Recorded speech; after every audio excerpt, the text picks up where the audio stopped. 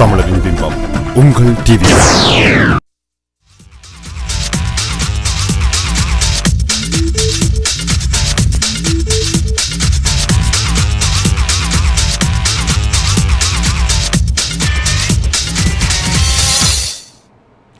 Welcome to CrossRoads on TVI, a show that showcases the Tamil Canadian community, their issues and their successes. I'm your host, Manjula Salvaraja. Today on our show, we will be speaking about the recent Danzig Street shooting, trying to understand the needs that exist and have to be addressed. After, we'll speak to author Tasha about her recently released children's book, No Monster in the Closet. Let's start our panel discussion. Last month, Toronto saw its worst case of gun violence. 2 people were killed and 23 wounded when shots were fired at a party on Danzig Street in the Kingston-Galloway neighborhood in Scarborough. Here's one of the many media reports Torontonians watched. Well, Leslie, as we speak to people out here, we find new transplants, we find longtime residents. They all say they feel safe, otherwise they wouldn't be here. But on social media, it appears some people had a sense that something dangerous was about to go down. These pictures will likely remain in the city's collective memory for a long time, leaving behind an unflattering image of this Scarborough neighborhood. It was crazy. It was just crazy. Everyone ran. It was crazy. We just cared about the kids. Police believe the public shootout was gang-related, their battle spilling blood in a neighborhood not obviously known to be high risk. A quick search in Global News archives dating back to 2008 found 6 shootings and stabbings in the Lawrence and Morningside area, 2 of those on Danzig Street. This crime has left behind an unfair and negative reputation for the area, residents say. Oh, I've been here 25 years, so I've never felt unsafe. I think it happens all over, you know, like Jane and Finch, downtown. Do you feel safe in your immediate neighborhood? Yeah. On my street, we got nice people on the street, so it's not so bad. But some who plan to attend the block party on Danzig feared trouble and said as much on social media. One tweet. Let's meet our guests. Noah Boakye-Yiadom is the founder and director of the Young and Potential Fathers Initiative. Their goal is to address the issues around the lack of resources and lack of visible role models for young racialized fathers in Toronto's priority neighborhoods, with a specific focus on African Canadians. He holds a master's degree in public health from Lakehead University. Kamalesan Muthulingam is a counselor with Youthlink who is currently working with youth in the area around the Danzig Street shooting. Youthlink is a 96-year-old Scarborough-based agency that works to empower and support vulnerable youth in Scarborough and the downtown core. Formerly an engineer, Cam was motivated to get involved in the social services and mental health sector after seeing the struggles of a loved one. Welcome to the show. Thank you, Angela. Thank you. It's good to have both of you on again, actually. And I told you, you make it on a 3rd time, it's the Wall of Fame. Yes, very much looking forward to that. So Noah, let me start off by asking you, what went through your mind when the news first broke of the shooting? That's an interesting question. The news broke out while I was actually away in the States, and I got my staff sending me tweets and emails about this is what just happened in Toronto, what are we doing, and what should we do, what should be our response, what should we say to the media, because this is going to blow out. But it was a very, very complicated issue that happened, and it's interesting that within less than a week of each other, a similar incident happened in Colorado. And while the police in Toronto were naming this as a gang-related violence, the one in Colorado was being labeled as a mental health incident.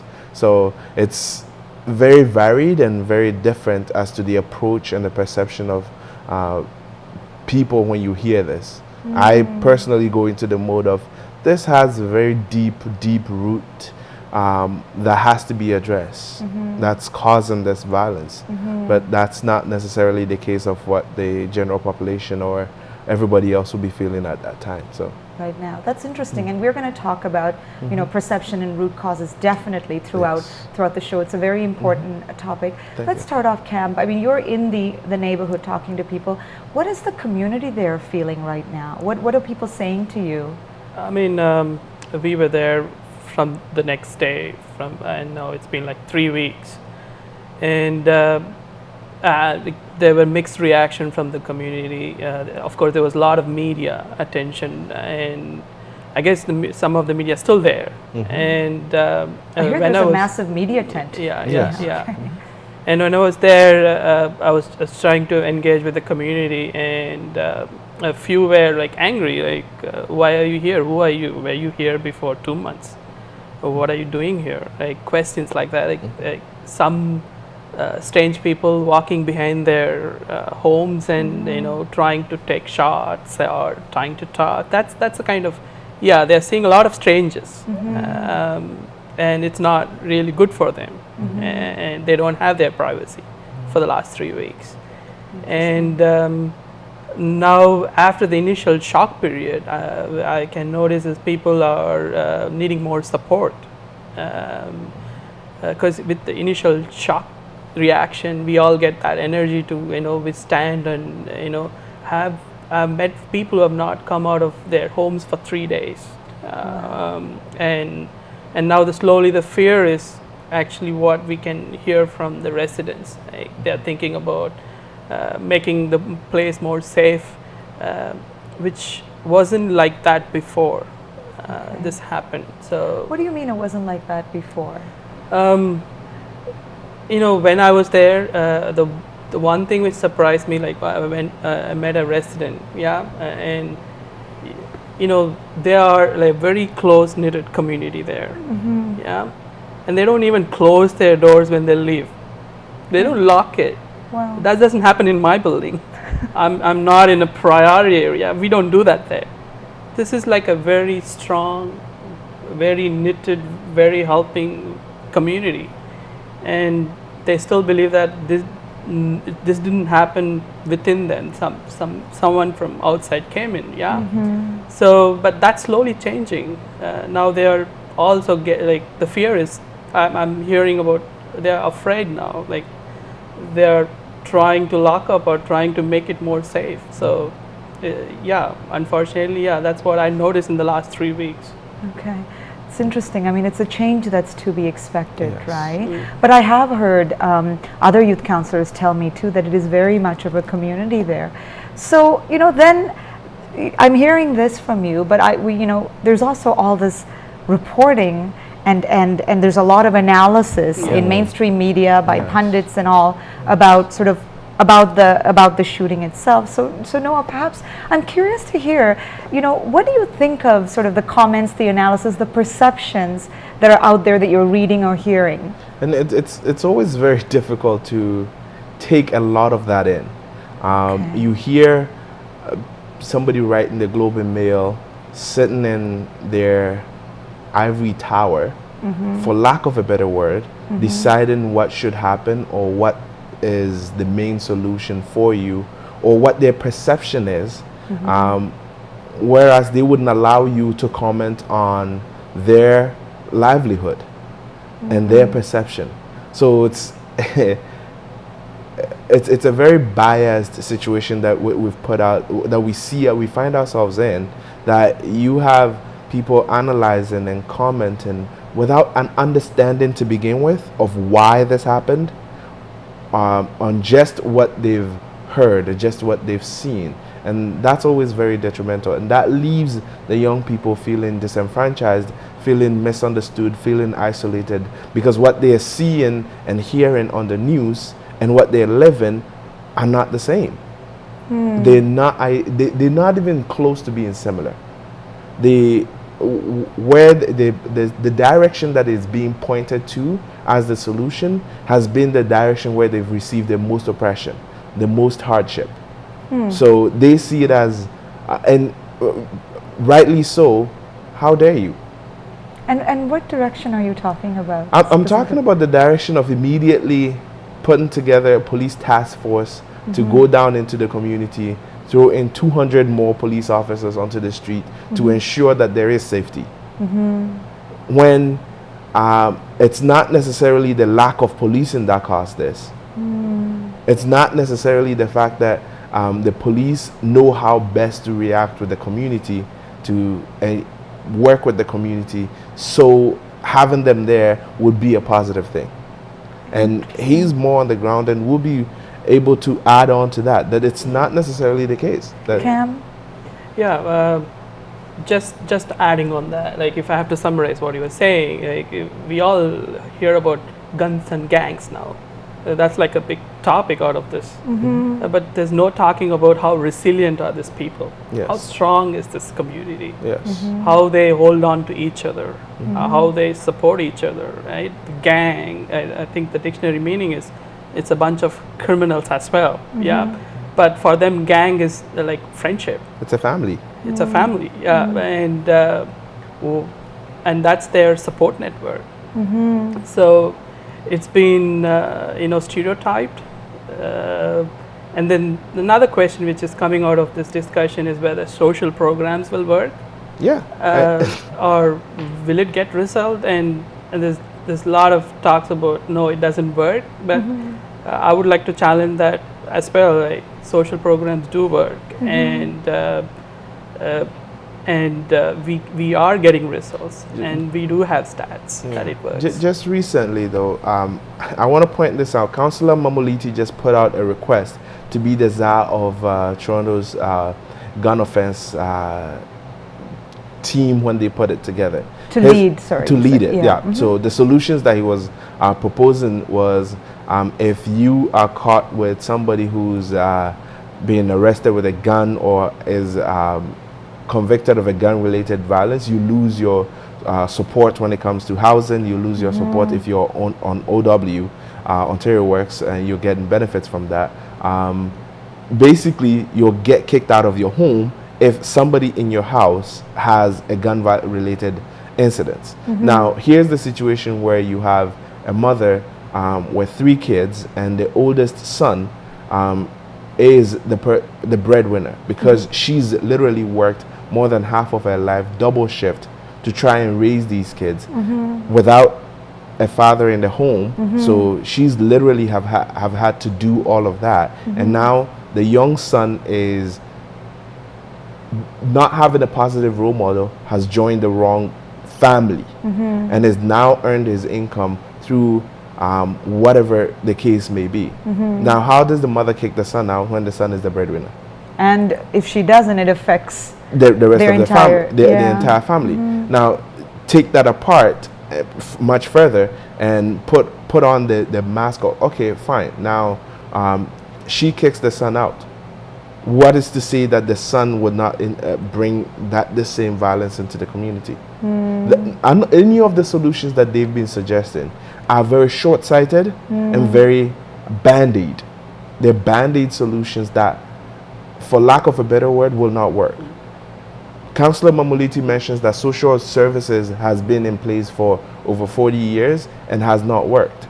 Now, the question that I throw back to Councillor Mamuliti and all the other people is, yes, but for the past, since 1992, Harris government, that the Ontario government deliberately started reducing support for families, disenfranchising families and racialized communities.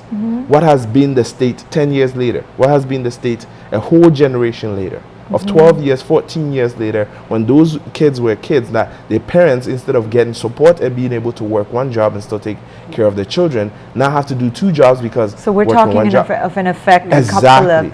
So let's, perhaps I think that definitely myself, and I think our audience would be curious to know too.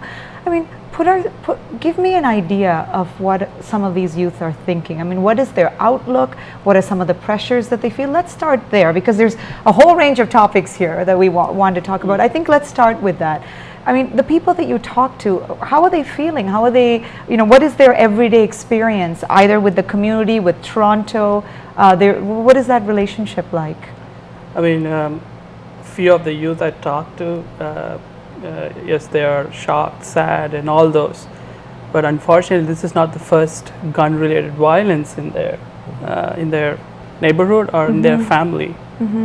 So it almost like it has become desensitized, and this is almost normal. I saw a kid who lost his father due to gun-related violence, and he is a very close friend to that community and the neighborhood there. And yeah, this brings out all the past stuff as well, and the trauma and everything. It just there was like groups of youths coming for for support, for talking about how they felt, and it was not easy to sit with them and go through that grief, and because it's this past grief as yeah, well. Past experiences. and they have to move on as well. They don't have a choice. Some of them, they have to go to work after they were in the group. They have to go to their own life, so they don't have a choice of even taking a break.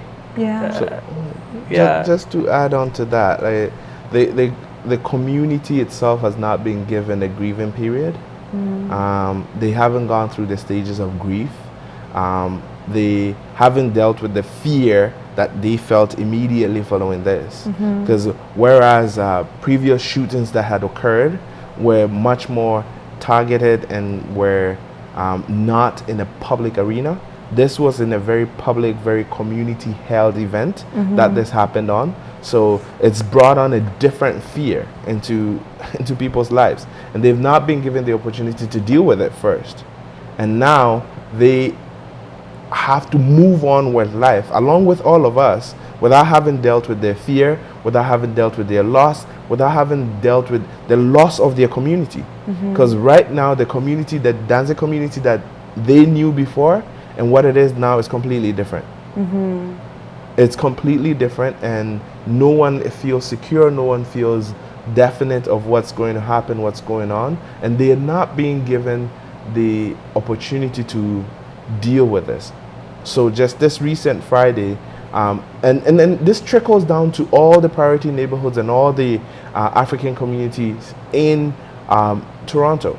And just this recent Friday, we held a discussion about how these young people, a majority of them haven't come into contact with the institution. And I mean the foster family, this shelter system, the prison system, and you name it, haven't come in contact with these institutions, are dealing with moving on with life without having lived life. That's the main issue that they have to deal with. Without having to address their basic emotional needs, they have to move on with the rest of us. Because after 3 weeks, now it's dying down. We are just not talking about it anymore, but they have to move on along with us without having to deal with it. Without having to. So, I mean, coming back to what I asked earlier, give me an idea of, let's put aside the shooting for a bit. What are the circumstances faced by youth in this neighborhood? I mean, this is one of the priority neighborhoods, Yes. and certainly some of the issues that they go through are similar to what youth across the nation probably do, but there's some that are more specific to them. What do you think they are? What are these circumstances? So I would start off with there's a lack of identity for these youth. There's a lack of resources, and I don't just mean resources in terms of finances. I mean human resources. Many of the young men who are now becoming men in their lives do not have any strong role models to look up to. And there are 103 reasons why that's the case. It includes the stigmatized, racialized system that the immigration system was based on when it comes to people immigrating into the country from the Caribbeans and from Africa. That took a different route than majority of other immigrants that come into the country.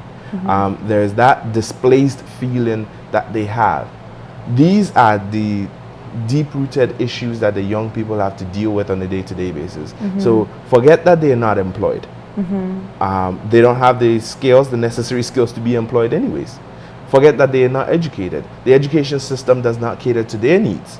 So when they go into the school, they don't fit in, and they are dropped out, pushed out, and failed out of the education system, which is their basic skills development center. So now they're becoming men in there, and they have to survive being men without the necessary skills. Yes. And that is what they're dealing with. And if it's I mean, it creates people that are disengaged, right? Angry. Yeah, and angry. Right. And so we'll have to take a break now. So Cam, hold your thought, because I think this is leading into a great discussion about root causes. Sure. And I think that's something that our audience certainly wants to know. We will take a break now. More with Kamalesan and Noah when we return. You're watching Crossroads on TVI with Manjula Salvaraja.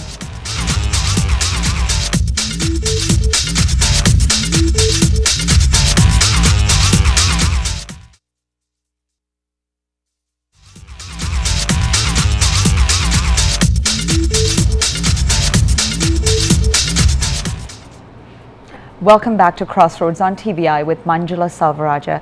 We've been speaking about the recent Danzig Street shooting, trying to understand the gaps and needs that exist and what can be done to address them. So, Kamalesan, I'll start with you. Root causes, what do you think they are? I'm going to quote from a very good report done by Dr. Curling and McMurtry's, and as well as my partner, he would also quote, because I think that report which was done just outlines very nicely, and I think it's an excellent thing. And maybe tell us a little bit about the report itself. I think the report was done after a violence related incident, and was told by the premier, and they worked on for a year, and they had this report talking about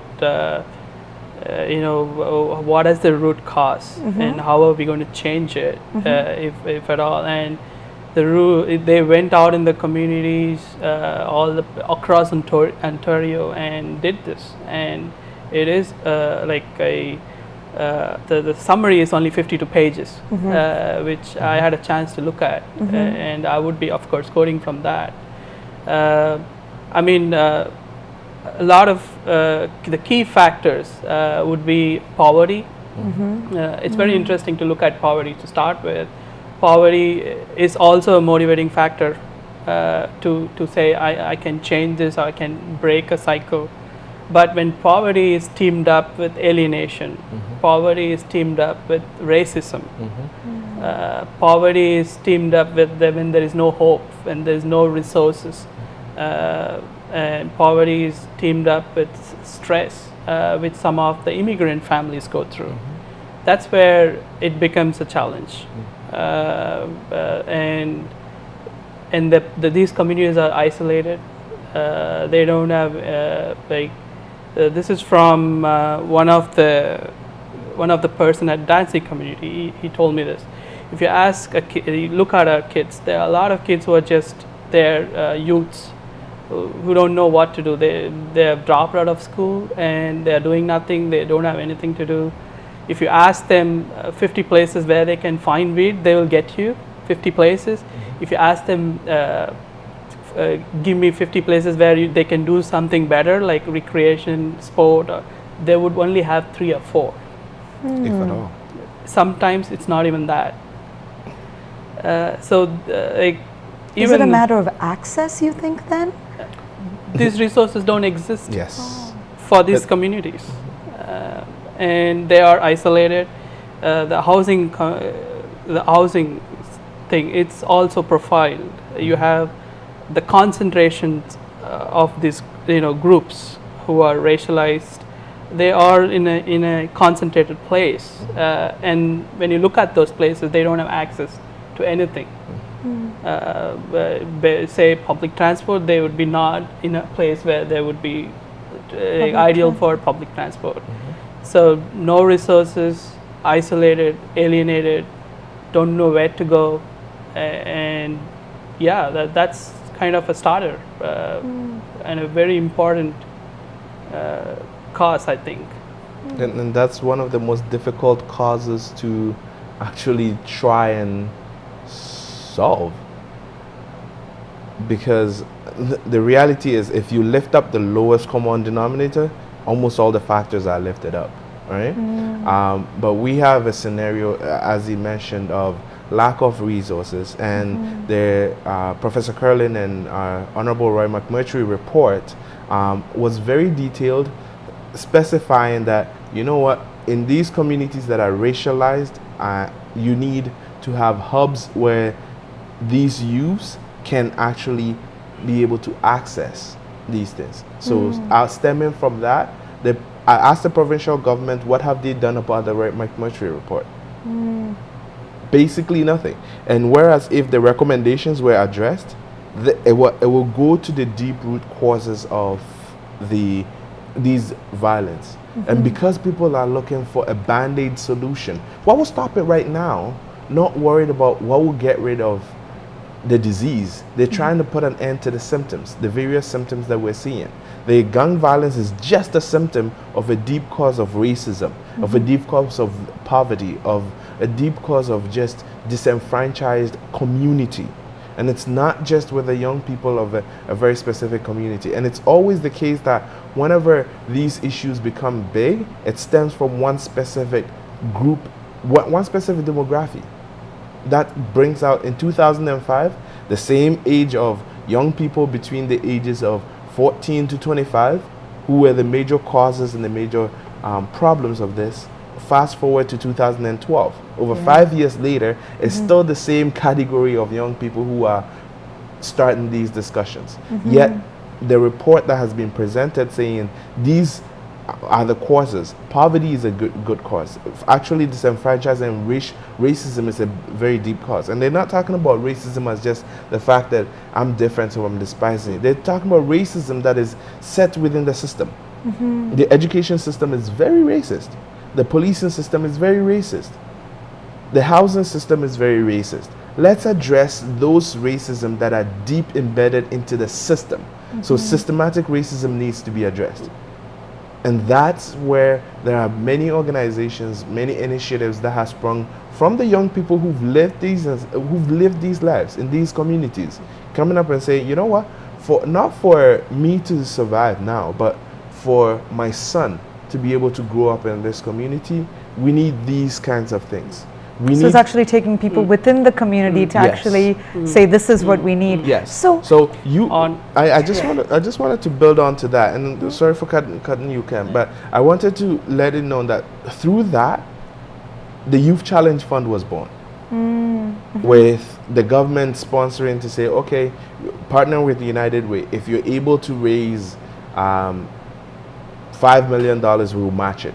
United Way raised almost 23 million, so the government had to match it, and we had $45 million to be dispersed to actually challenge the youth of the various communities where these deep causes are coming from, to address it for themselves. And you would not believe the unimaginable solutions that came out. The Young and Potential Fathers is one of the organizations. The Redemption Reintegration Services is an organization that sprang up, doing magnificent, engaging young people who have come in contact with the law and helping them navigate the system. Focusing on, first, there's a lack of identity, loss of culture. That is happening, that is within the system. So let's engage people based on their cultural background, based on their cultural understandings. From there, we'll be able to address these issues. So all these initiatives, there's a For Youth initiative, Education Attainment, Youth Leaps, all these, about 17 organizations that stemmed out of this funding, that are legacy initiatives looking at addressing these fundamental causes. That's the drive that's what will address the causes. But and that's what we need to do. That's what we need to do. Focus more on looking at the third generation, 3 generations ahead, doing the work now, but for the 3 generations ahead. So right now, the Danzig shooting, yes, I lost brothers, but that's not my main focus. How do I ensure that when my son is 24, he wouldn't be caught up in that, or he wouldn't have to live that life? All right, that's where the work of these legacy initiatives are stemming from, and that's their focus, right? So yes, these needs to be addressed. They're engaging them right now, so they don't become involved in this gang violence. But at the same time, they're looking at ensuring that the 3rd generation is well taken care of. And Camp, I don't know if you have, I'm sure you have something to add to that. We were talking about the root causes. I want to just add on the racism side. The educational curriculum here, he was talking about identity, right? Like how does that, why do these youths don't have an identity? So how many of the what does the educational curriculum talk about this immigrant population? Nothing.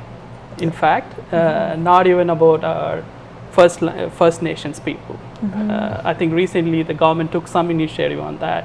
I saw this ad on the TV about a war of 1812. I think that's where they have included now. But what about other people? Like, I'm a Tamil who immigrated here, but there's no talk about my history. There's like, I'm caught in between. There's no identity. Who am I? So it's either this or really nothing. Nobody is included in this in this system, and that's so important. That so you think that's another way that people start sort of feeling that they're left out of the system? They're not in the system. They can't be left out. So let me ask you a question. I mean, this has come up, and especially because we have someone who's working on the idea of having great role model fathers. One of the things that I see pointed to in the media is this. There's a lot of finger pointing going on. Let's just put that down there. That's happening, right? Needed, yes. Which is, as part of this analysis that's going on. And one of the things that's been pointed to is the idea of the absentee father. Yes. So I think you'd be the ideal person to speak that. What do you think of that? So right now, when you say absentee father, you'll be completely right. But at the same time, I'll say a little bit off the mark.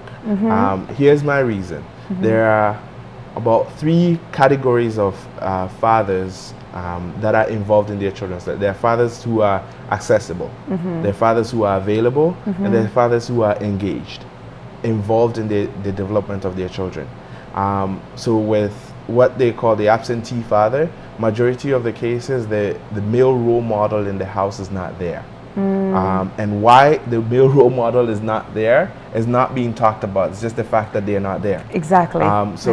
When immigration for the African community started coming into Canada, it was more of women were allowed to come in for the domestic helps.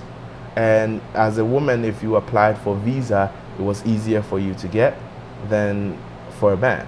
So most women came in, sponsored their children, which were easier. While their children were here, the men were left behind. Or if the men were able to come in, they would not be able to get the jobs that would sustain the family. But if the man is here, then you don't qualify for the support. You don't qualify for social assistance. So most of the women, if I bring the man here, I wouldn't qualify for social assistance. Then what's the point of making sure the man is here? He can work there, and then I can do my best with raising the children. But then systems change, and now there's more of less support, which means more work has to be done, and TV is raising the children. So that's the first category of absentee fathers. Then there are those fathers, those who become fathers, and because of the way that our judicial system is set up, majority of the young men are put in prison for at least 6 months. And when they come out, there is that disengaged, disenfranchised relationship between them and the child. First of all, they've lost how to stay involved, how to continue to be engaging to their child while they were away for 6 months. Now they come back and they're trying to be involved and finding it difficult, trying to balance their life and involving in their children's life. So that's the third category. And then there's the new category of young people who are 24 who experience the things that I talked about previously, but are now becoming fathers. And because fatherhood is not something you learn in a book, you don't. It is role model. Right? Yeah. It's modeled, and you learn and you do your best. They have not seen that, so guess what? They're afraid to even get involved. So I'm going to stop you there for a second, and I hate having to do this, but I'm going to give, that's a really good explanation of that. Actually, I've never heard that actually ever said or read that to that much detail. So Cam, I'm going to leave you with the last word. Talk to us about funding, right? And you have a minute, so it's a terribly short time, but whatever you can do with 1 minute.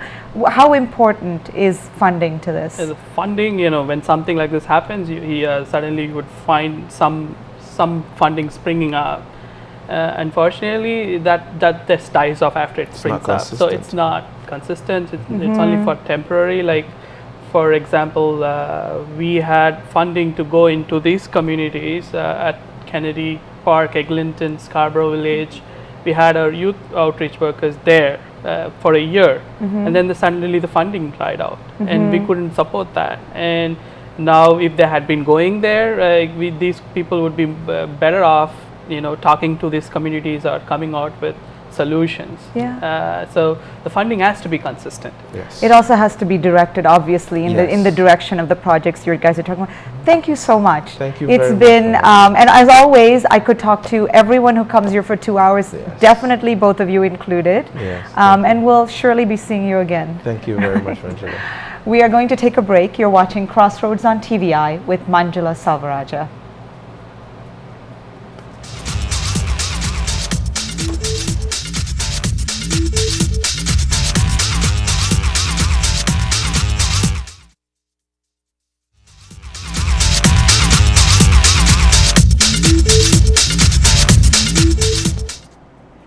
Welcome back to Crossroads on TVI with Manjula Salvaraja.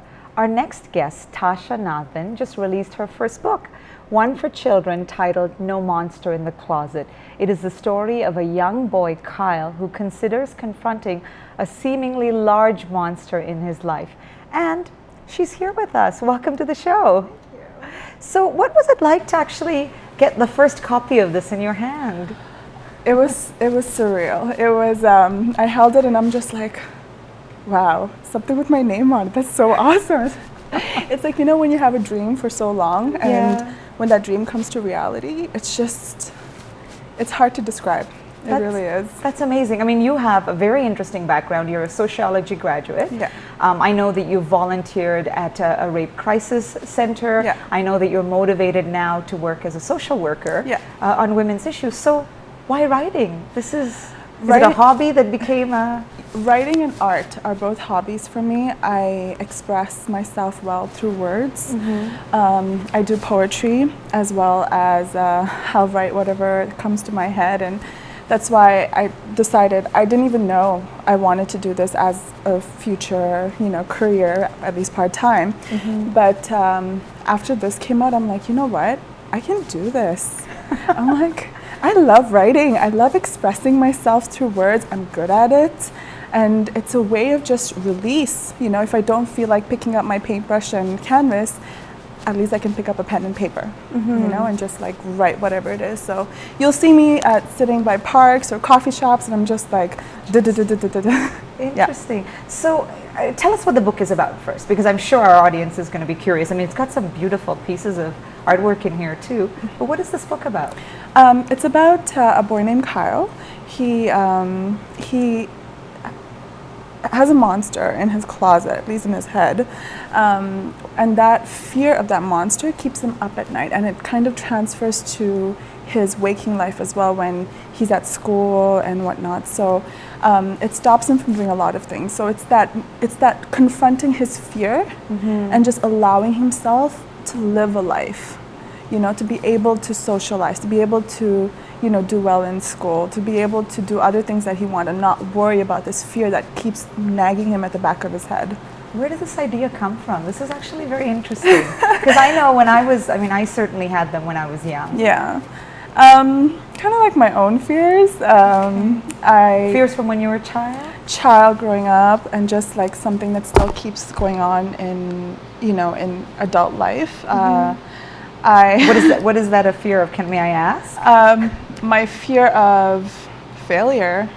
Interesting. My fear of not being able to accomplish what I want to accomplish, because there's so many things I want to do, but it's just there's so many restrictions, and it's like, should I let the restrictions keep me back, or should I just move forward and just be courageous? It's kind of like it's a lot of things, and I think my mom was a big part of it. She grew up telling me that I should always be scared because it makes you more responsible.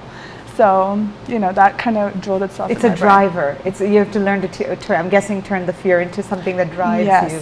Yes, to be able to challenge myself.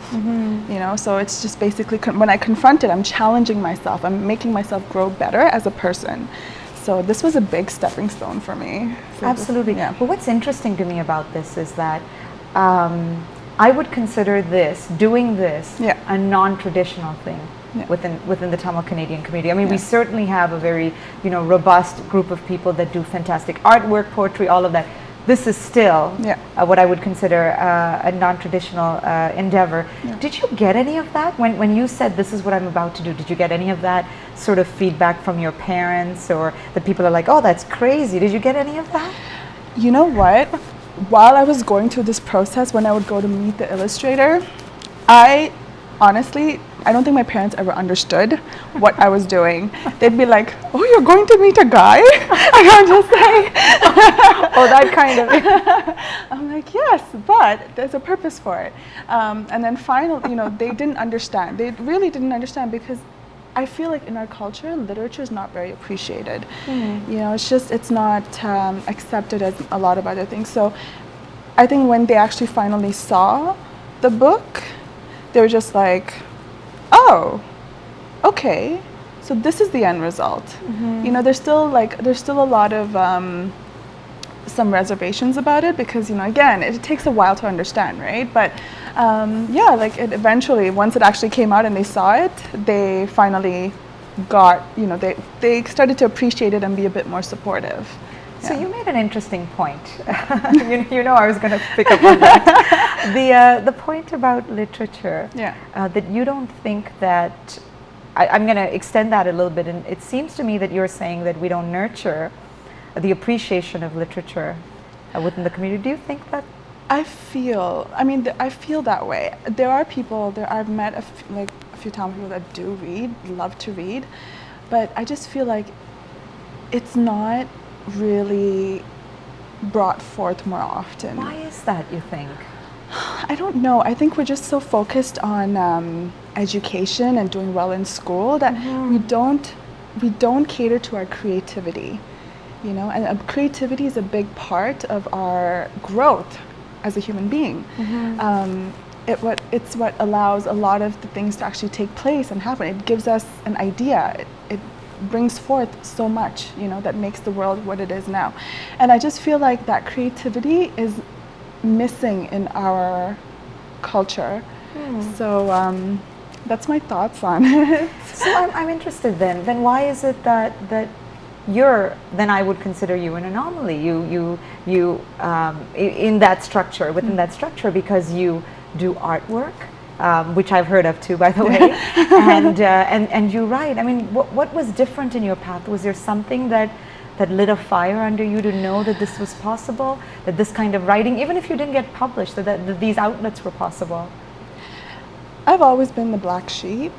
I've always strove to go the opposite way of the current. Okay.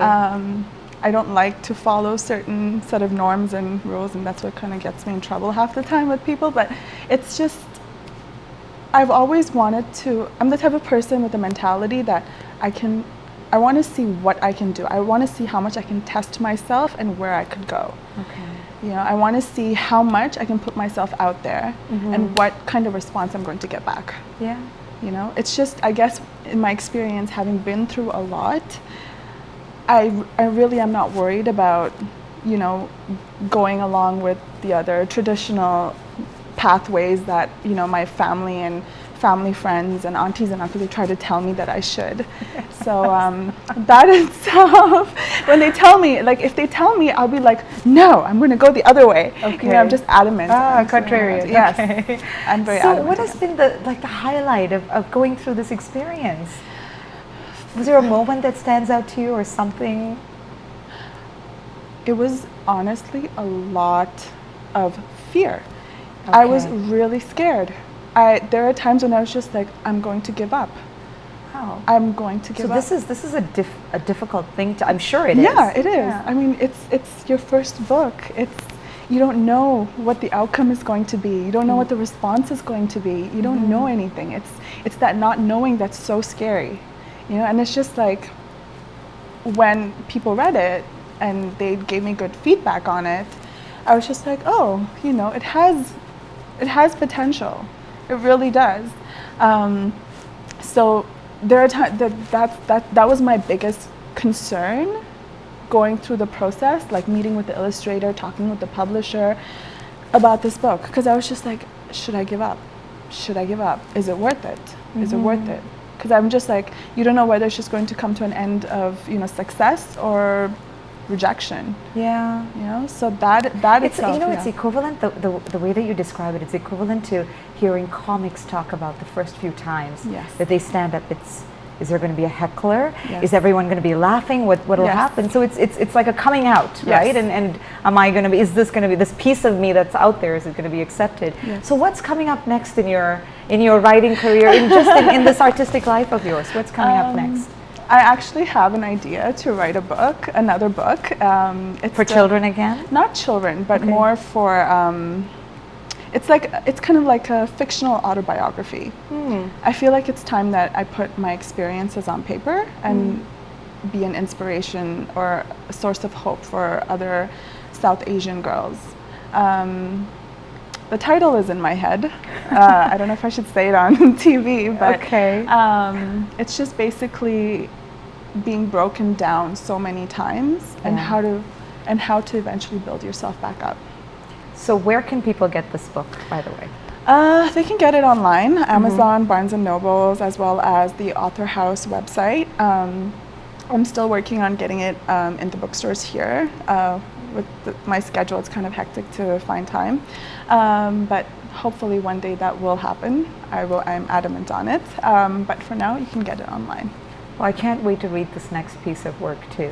That sounds very, very, I could use that kind of inspiration once in a while. So thank you so much for being on. And we'll have you on again when you do your next book. How's that? Sounds good. So here are my final thoughts for the show.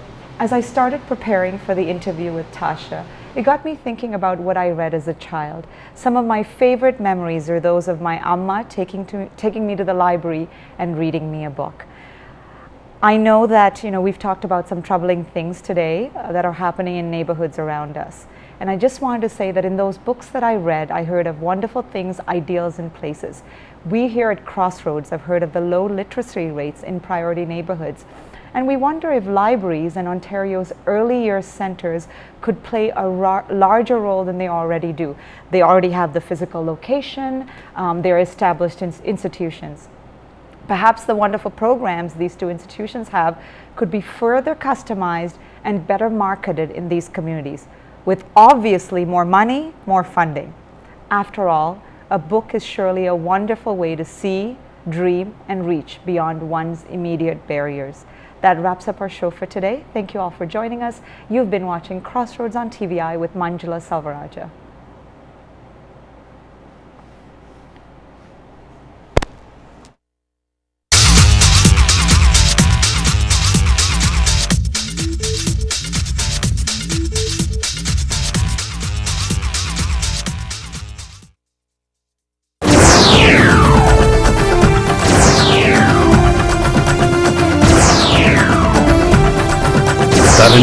தமிழரின் பிம்பம் உங்கள் TV.